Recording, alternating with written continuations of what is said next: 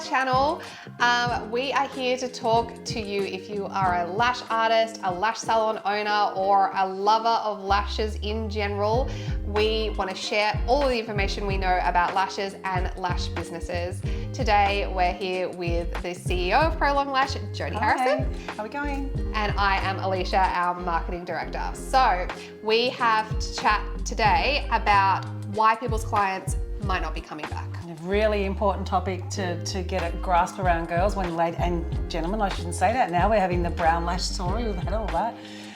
Getting a grasp around, how to maintain your customer client base and how to make them happy. So I suppose one way to put it in perspective is actually you talk about a story from when you were in the salon yourself. Yeah. To give you an idea what we're going to discuss today. Yeah, absolutely. We did have a particular situation where we were struggling with our client retention when we started our lash salon. We wanted to build that clientele and boost the amount of people coming through the doors. And so we ran a Groupon deal. Smart. Yeah, you would think, right? Now, just to give you some perspective around the type of salon we were a high-end salon. We worked in a very high-end area of Melbourne, and our prices were high-end to match that, okay? So the Groupon. We ran a Groupon deal for, $49 or something for like a full set of lashes and a spray tan, something like that. And we had to smash those out really fast as well to make any kind of break even on that deal. And you know what? None of those clients came back because it's too far off your price point. We did not target the right clientele, did we, for us? Because that's just not what, we're not trying to find a group of clients that are looking for a $49 deal. We were trying to find a group of clients that wanted to pay $350 for a set of lashes, of very high quality lashes. So it took us a little while to kind of go, we're given this great deal. These people aren't coming back. How are we retaining them? We thought about running another deal, and then it was like, no, okay. Not the answer, obviously. The problem is we have targeted the wrong group, and that is why they're not coming back. So there are so many reasons why you might not have clients return. So we're going to explore quite a few of those today, we're going to have a look at that's just those. an example of one that we really struggle with. Yeah, well today we're going to go through those. So we're going to start off with communication. So communication with your client from when they arrive, communication with your client before they arrive. So that time from when they call you, the time to when they're on your bed, the time to when they leave. So let's chat about that. Yeah, absolutely. If you're not knowing what's going on, you're not going to have an enjoyable experience, right? So say a lot of lash places have maybe obscure entries to their salon or their workplaces because they might work from their home, they might work from the back of someone else's shop, things like that. Say you're a client, you've got your address in your phone and you've rocked up at a random building and there's no signage and No parking. No parking. No parking. That's enough to send me home. God, Yeah. if there's no parking, I'm like, no, I'm out today, thanks. So if you've got all these obstacles already in your way just from a sheer lack of communication, already your experience is so poor. They're just small examples of how a little bit of communication can make a huge difference. If I was in that experience and I had an email that said, this is the building you're looking for, even with a picture, it looks like this.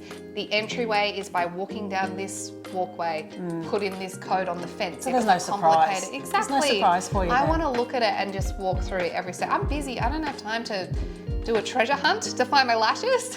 Do that with the kids. Yeah, exactly. This is time to yourself, so you want it all to be nice and smooth. Yeah. That's really important because that's part of the first part of the journey. That's the first bit of the experience is actually how you feel when you walk up to it, walk into the salon, and then how you greeted and everything else. But I suppose a massive part for a lash artist now is once you have the person inside and they're happy, is the consultation part.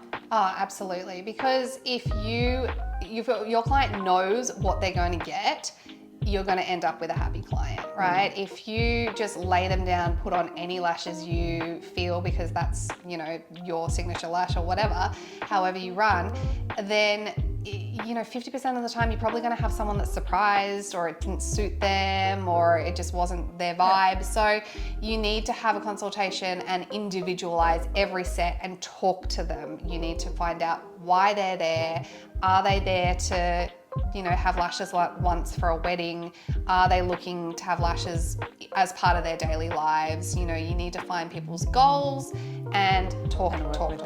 So that there's no surprise for them when they walk out and they don't go, I don't go. Well, we talked about this in another blog just recently about styles and lashing and different names, and people are confused, and we all get confused about the names. So as a lash artist, you'd have to clarify that what the wet look is before we start, or they might come in with a TikTok trend. So we've got to make sure that, you know, you're communicating with them about that. Yeah, absolutely. And then post your appointments as well, communications is so important still. Like, it just is one of the most crucial things you can do in your business, because after they leave, you want to make sure that, you know, they were happy. It's always great to follow up, ask if they have any feedback, see if they need another appointment with you, how are they going with their lash aftercare, and, you know, a lot of this stuff can be automated. Oh yes, you need so we to get reviews. On reviews, get the reviews out there. So important. That's really important. I mean, because then it communicates to the next client that's coming in that, hey, the experience was great from start to finish. You know, you're already putting the communication out there for the next client that's coming in. Yeah, absolutely. So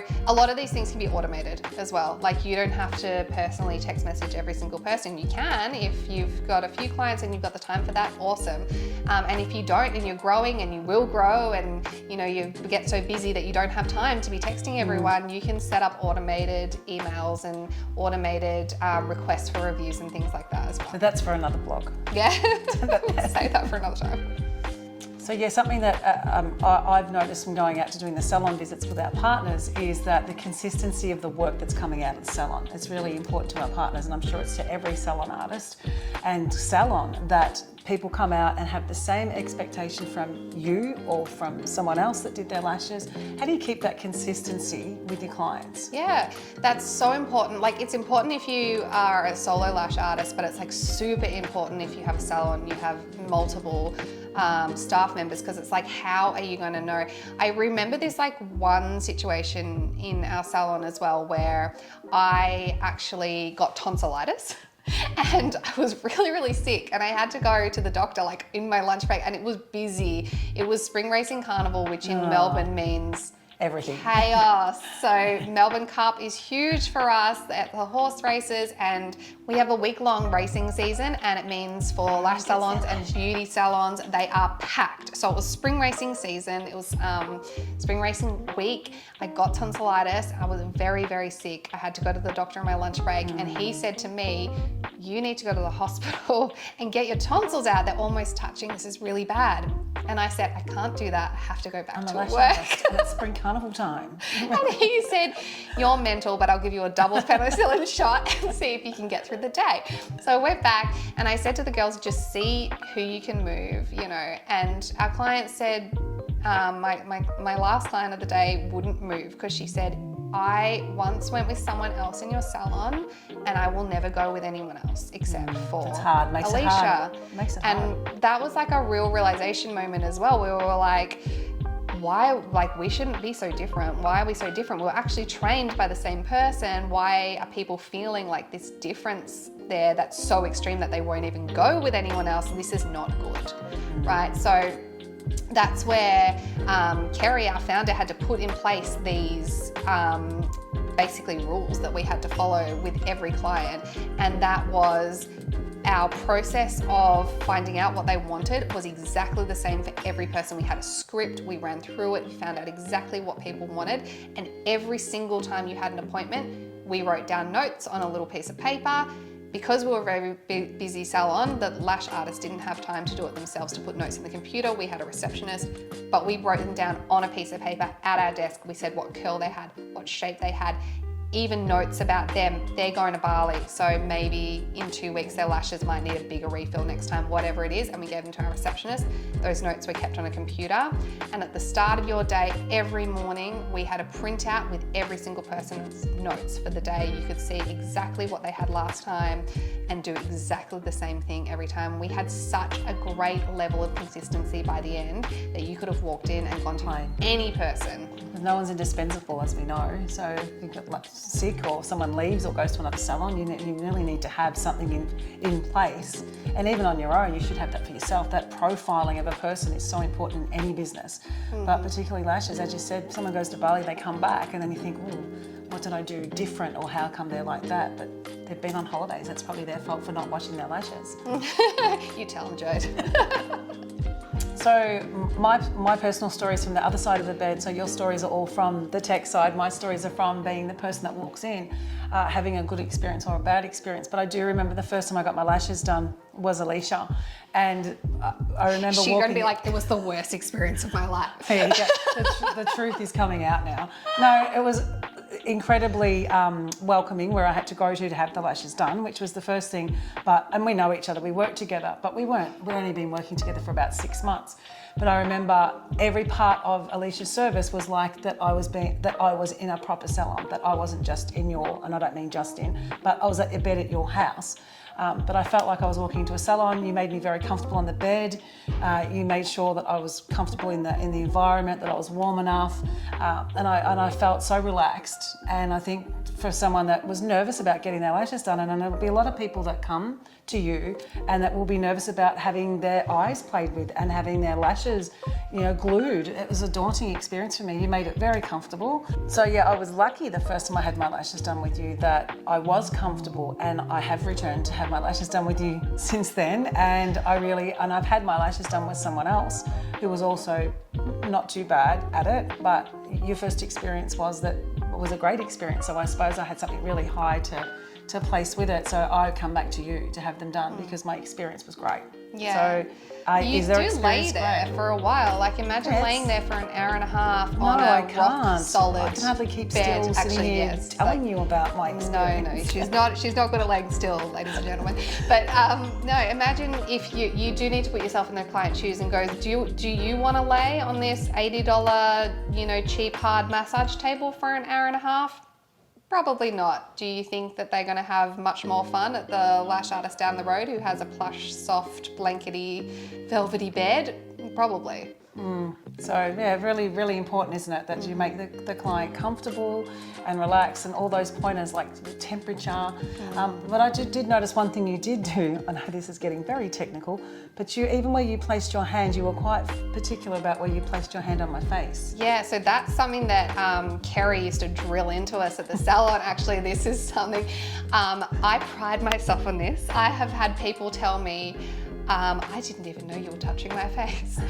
Lightness of your hands is so important because it is uncomfortable having someone leaning all of their body weight on your head when you do have to balance on your client's face for safety reasons, for stability, to make sure that if your client moves, that your hands go with them. You do have to touch their face, but you do not need to crush their face. And the smell of things. I know that's something I'm very particular about. Whether I'm getting waxing or lash extensions or teeth cleaned or whatever you're getting done, I'm really particular about the smell of people's hands, the smell of people's body. I know it's hard to say this without being not PC these days, but the smell's so important. It's so nice to know that someone's hygienic, that's looking after you, because they're playing around with really particular features of your face. Yeah. So another reason why they're probably not coming back is that you need to explain the aftercare of lashes. It's like aftercare in anything you have. I mean, you don't get your teeth cleaned and then you don't go home and don't clean them for the next week.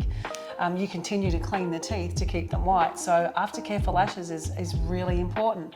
And washing your lashes is really important. Yeah. So that has to be done at the time. So if you're trained, like you said, you worked in a salon that was had a process and everything was so structured, I assume that would be part of your training, is to talk about aftercare. Absolutely. So that's where we created our 3-step aftercare program for Prolong Lash, because Prolong Lash was made for the salon that we worked in.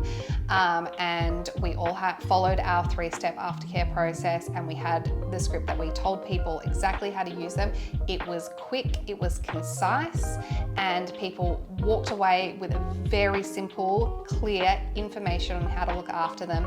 We never had people confused. We never had people, calling back and going, oh no, I've forgotten what you said about whatever, because we provided an aftercare card with our product. So if people know how to look after their lashes as well, that also helps people come back to you, because their lashes will last better, they'll look better, and then they know that they've had this great experience with a knowledgeable person who is providing them great information, and they'll feel like the confidence to come back and want to get that set again and again with you. Well, yeah, look at the community groups or the lash groups now. You'll hear people make comments like, I went and got my lashes done, they lasted 4 days, what's the problem? And they're really obvious problems that they're either not being told how to aftercare their lashes, how to wash their lashes, how to prep their lashes before they go. It's such a big problem that people aren't being trained or told this information. And then you see people on the platforms comparing their lashes. Like you actually see them saying, well, this was me 4 days ago and this is me now. How come mine have fallen out? I mean, you could not get a worse review. That's the worst feedback that any lash tech, I'm sure, could have. That person's never going to come back. No. So what about if your clients aren't coming back because of a price point? Do you think, like, I know we talked about before how at our salon we actually targeted the wrong audience for our price point, and you know, one solution is like, do you drop your price point and that is your audience? But what if you don't want that and you're wanting to, you know, get a high-end audience for a high-end price, and that price is prohibitive? Like, how are people going to, you know, troubleshoot that? Can you have high-end prices when you work at home? Like, Yes, you can. absolutely. Okay. I wholeheartedly think that you can have high-end prices if you work from home. Some people would disagree, and I've seen on plenty of lash forums that say, oh, I can't charge so much because I work from home. I think that there is the right audience for everybody, okay? So if you're at home and you want to charge high-end prices, then you better give a high-end service. You need to have a private space. It can't be in your lounge room. You will have to have your own room. If you can have a separate entry, like, excellent. And your service has to be amazing. So you need to have the right ambience. You need to have a beautiful, luscious space that's comfortable. You need to schedule enough time. Do not have your next person standing at your back door knocking on it, trying to get inside while you're finishing off your client. You need to make sure you're scheduling enough time for that person to feel that they are your one and only client. One and only focus at that time. Absolutely. And if you are highly trained and you know your stuff and you're doing an amazing service using good quality products and providing those little extras, you know, provide a blanket, provide an electric blanket and to warm up if it's winter, provide little sock slippers or some lip balm in your powder room, things like that. Those things that you can create a really high-end experience, then yes, you can charge high-end prices. If you're chucking your $80 lash massage bed in the lounge room and, you know, your dog's walking around underneath it, no, sorry, you can't. Well, wasn't your dog walking around underneath? Yeah, but I had a puppy, and people love puppies. Plus, I think I was there for dinner at the same time. I would never have brought my dog in for a paying client, Jodie. Oh, that's the difference, right? Because it's like a freebie. So yeah, talking about the pricing and the beds and the comfort and everything else. I mean, also, I would assume you'd have to really back your skill set and back the job, the work that you do, and like we talked about, talking about the aftercare and giving that service right from start to finish, and asking the client for reviews. Yeah, you want clients to back you. Like, it's all well and good to back yourself, but you want all of your clients to go out there and tell everyone else how amazing you are. And then the price point becomes irrelevant, because all that's being talked about is how good the set is not how good, you know, how much the set was. You can actually see when the lash artist has done a good job, because the people on the forums are posting photos of themselves and actually giving you the PR. They're actually saying, this was amazing. And you never really see them say, oh, it cost me $180, but it was amazing. It was amazing. She was great. The place was great. The salon had a lovely atmosphere.